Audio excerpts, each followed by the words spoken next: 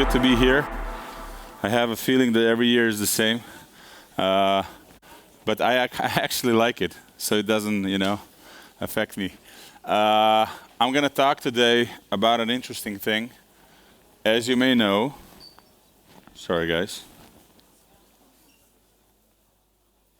So, as you may know, we're the guys responsible for payment acceptance in Lugano, and we are pushing forward with the payment acceptance also in El Salvador. In the last 5 years, we started to cover also the whole Balkan region and Benelux region together with the investments we're doing. I'm going to give you today an update about what's really going on in matter of the adoption when it comes to Bitcoin as a currency, as a payment option. And I think it's extremely important because probably the next big thing that's gonna happen will be connected with the payments. Majority of the companies in the spectrum is now very deep into this game, and I think we're achieving a point where, it's gonna bring the next big thing on the market. What do you need to know? Does anyone know what was or when it was the first payment card created? Whoever.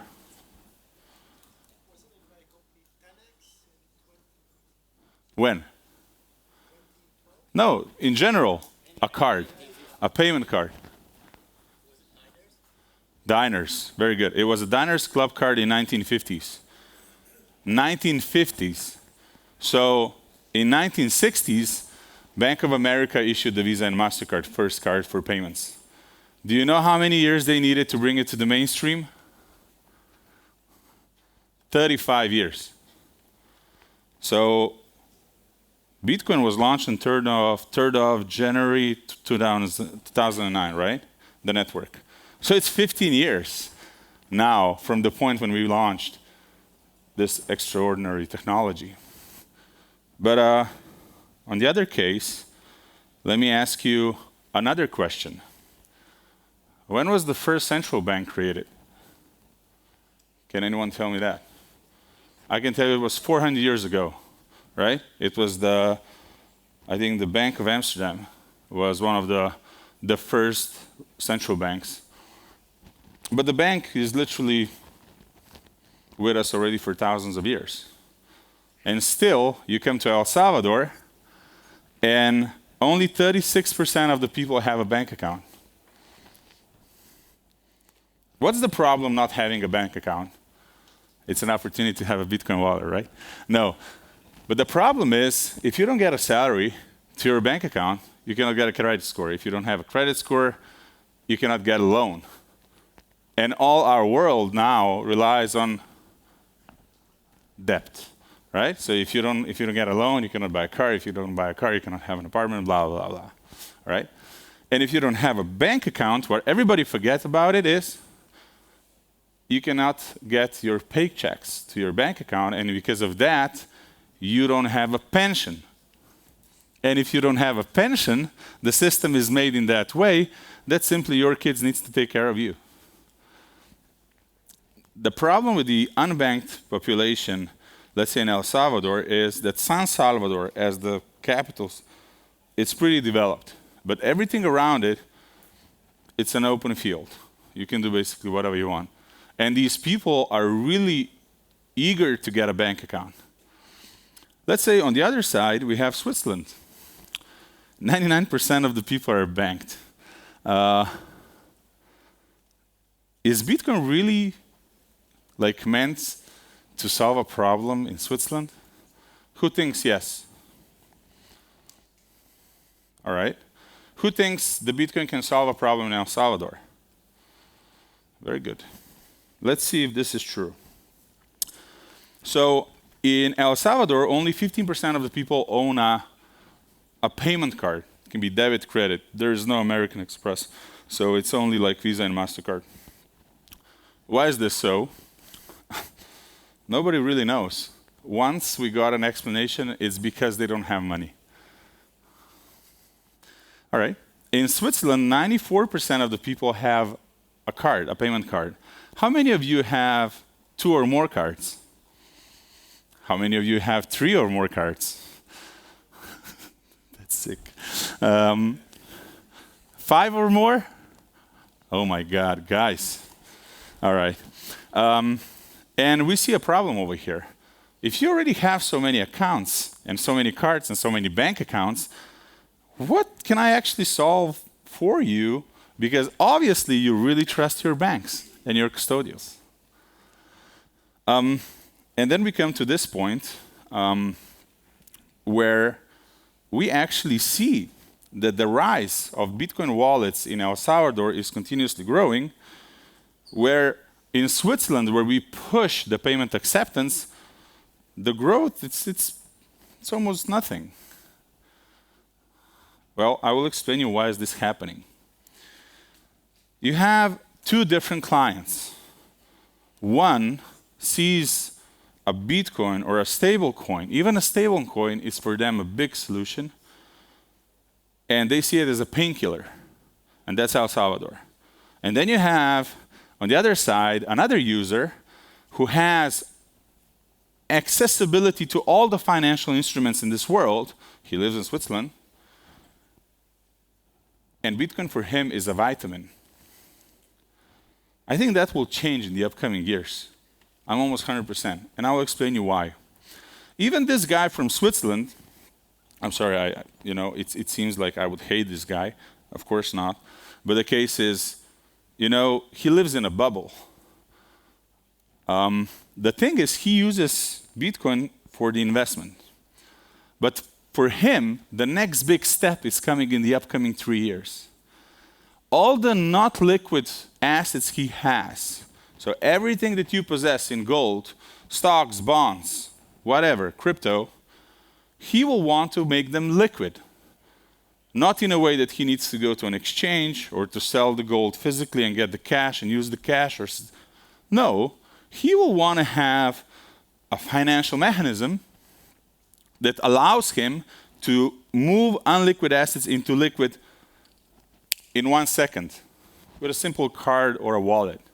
So tokenization of assets, I assure you, the upcoming 3 years, this growth of Bitcoin wallets and generally crypto wallets, even in Switzerland, will grow rapidly. Why is this so? Nobody wants to be exposed to the inflation rate. Everybody wants to make money out of their money. Why would I want to be today in euro? Even if I go in gold, I think I'm going to make money if Trump doesn't win. But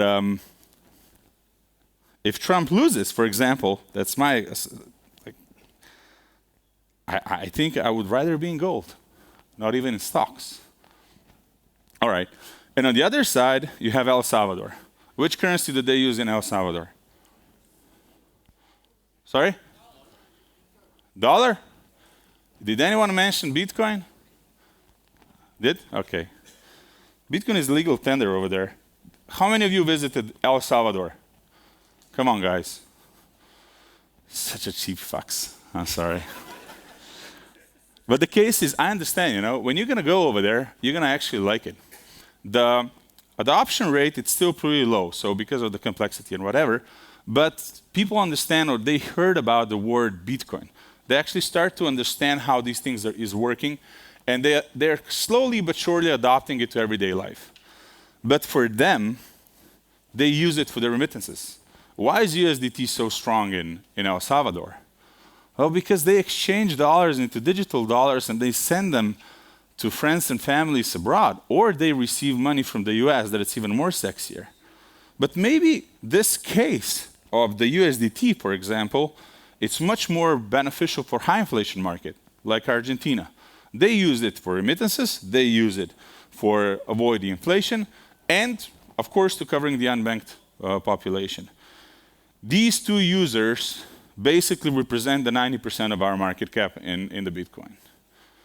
And now a question. Who is the user number 1? Like this guy from Switzerland. Please raise your hands. You're not the user number 1? So meaning you buy the Bitcoin to gain profits? Very, very good. I'm proud to be today over here. And I'm 100% sure you're not the users in the option number 2, because you don't have remittance problems, right? Let's move on. So this actually means that the Bitcoin, because of the large volumes and the whole payments, that this actually works. Let's see. These are the statistics from 2023. We could not get, the newer ones.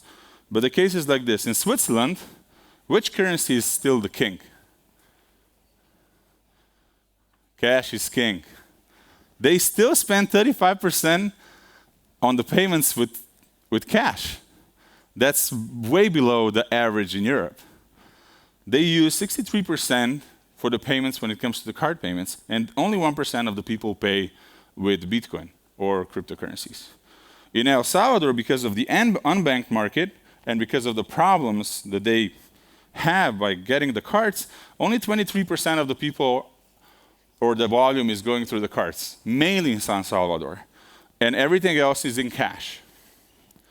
Crypto, 4.7%. So what is 100% sure? We didn't reach the mass adoption yet when it comes to payments. And the question is cash still the king? Who agrees that cash is still the king? Yes. Unfortunately, it is. Because that's the easiest way how to hide your, to keep it in the whatever. All right. So let's go through now important slides. 3 years ago, Bitcoin acceptance in Lugano, 0. Today, Bitcoin acceptance in Lugano, approximately 35%. Next year, approximately 45%. Why is this important?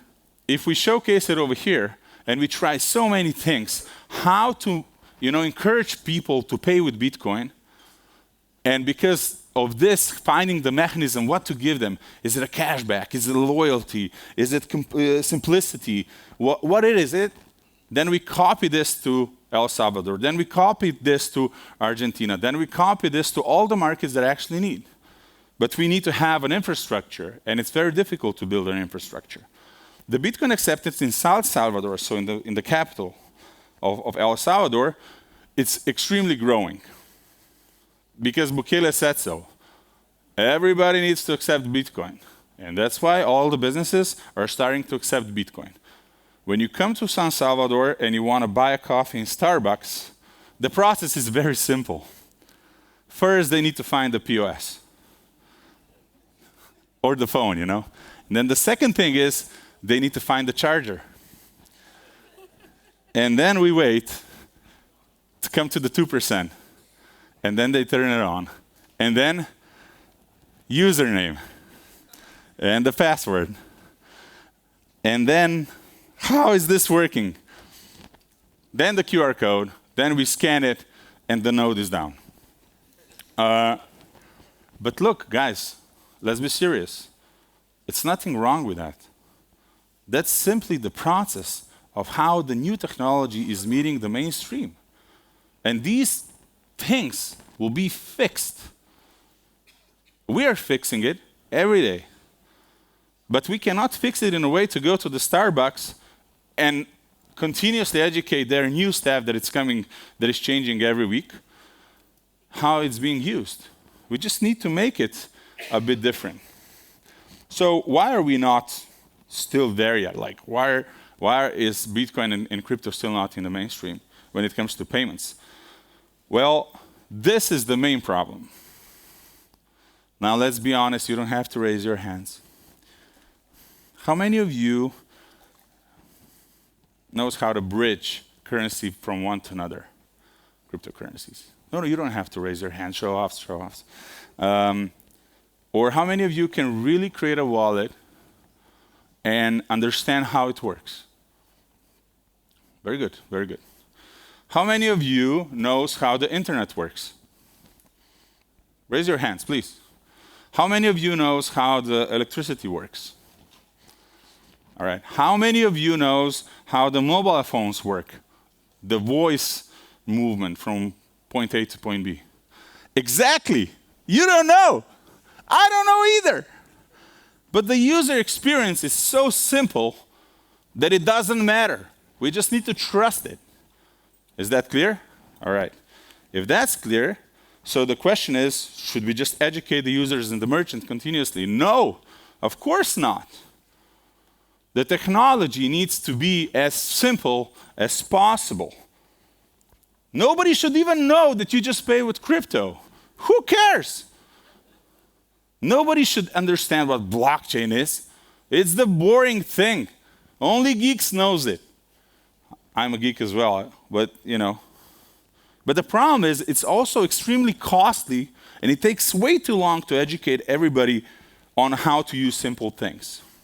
What we did, we as a company, we're trying all kind of things, and we blew it so many times. And all our solutions that we build, 90% of them are shit, okay? But we tried. So we come to a market, we see, okay, it's good, it's not good, this works, this doesn't work. What we try to do is we said, all we want to figure out is, if there is a payment infrastructure, and if we want to have two main features. One is a fully decentralized wallet where you control your money, so self-custodial. That's feature number one. And the feature number two should be any assets you want to hook to the wallet or to the card needs to be easy to get, easy to spend. These two features, we came to actually to solution. We used the standards from Visa and MasterCard and Europay. They actually created standards for themselves. And if you want to use their infrastructure, you need to follow the 5,000 pages of rules. Otherwise, they will not let you into the game. We tackled that rules. And then we say, well, we don't want to have Visa or MasterCard.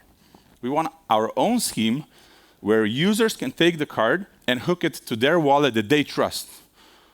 I cannot give you my wallet and I say to you, look, we don't have any backdoors. You need to trust the wallet you're going to use. But what this card makes for you, it gives you accessibility. Once you pay, it goes from your account, from the currency or asset or whatever it is that you trust. Fact. The next step we launched, and you can try this everything in Lugano, by the way. Go by our stand, get the card, try it out, play with it, pay. This is a feature. We said, like, how much are these cards? Like, this costs so much money. So we made the virtual card. You can now download the wallet. You get the virtual card in. The wallet is decentralized, but it doesn't matter. You can take any other wallets as well later on. And you can pay with that. Maybe that's a simpler way. But what is the best? When you come to a merchant, you can try this. And you say, come to a merchant, and you will say, I want to pay. And he will ask you with what? And you just say, with the card. He will tap up the card. You will pay as everything else you're paying now. No questions and doubts anymore. Hey, do I need to be worried whenever I'll get my money? Is this working or not working? This is the user experience. You don't want to change the user experience and habits of the users. And the merchants now don't ask anymore, what is Bitcoin? With what do you want to pay? You just say, we're going to pay with a card. The problems we can solve with solutions like we have are these. But the time will tell if we know how to tackle them. So Naka has a solution and we can save the world, right? Oh no, guys, like it takes a village, We're just trying. We wake up every day and we do the same thing as you do. We go to work and our main mission is how to tackle and how to bring Bitcoin to the mainstream or stablecoins towards the mainstream. This is all we tackle every day. And I guarantee you that we will wake one day and it's going to work. And you're going to be proud of yourself. It's going to be simple. You will hold your money. Nobody will be able to take it from you. There will be one momentum in your life. How much time do I have? 5 minutes? 2 minutes? Too much. But there's a really, what would, in my opinion, what would skyrocket the Bitcoin? I hope it will never happen. But it would be a war, a proper war. Because then the fiat, confidence into fiat currencies would start drastically falling. The inflation rates would go up. The only heaven that would be available, and we would call it alternative way, would be actually Bitcoin. And I hope it won't happen, and we will just proceed by this user experience and benefits for the end users. But this could actually be a game changer. Because in these markets, the adoption of Bitcoin and stablecoins is much, much faster than in any other countries. Do we agree? Sadly, but that's true. All right, so all I invite you, and I will do that every day, use your Bitcoins. Spend the Bitcoins. Don't stick to them, because every time you spend it, it means that something is happening. You can always buy it back or create a wallet through which you will spend it.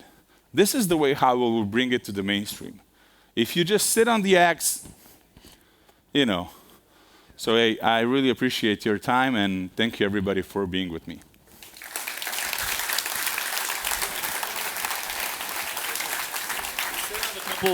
We still have a couple minutes, so does anyone have any questions? No. Going once, going twice. Sold. Oh, one question. All right. Oh, okay. Sorry. The 35% acceptance in Lugano is kind of a number of shops accepting it or volume of payment? No, merchants. Number of shops accepting. Volume, I think it's approximately 5%. Okay. Maybe even less. Okay. But the number of merchants... But is there visibility, or how do I recognize? Oh, you can have it in the app.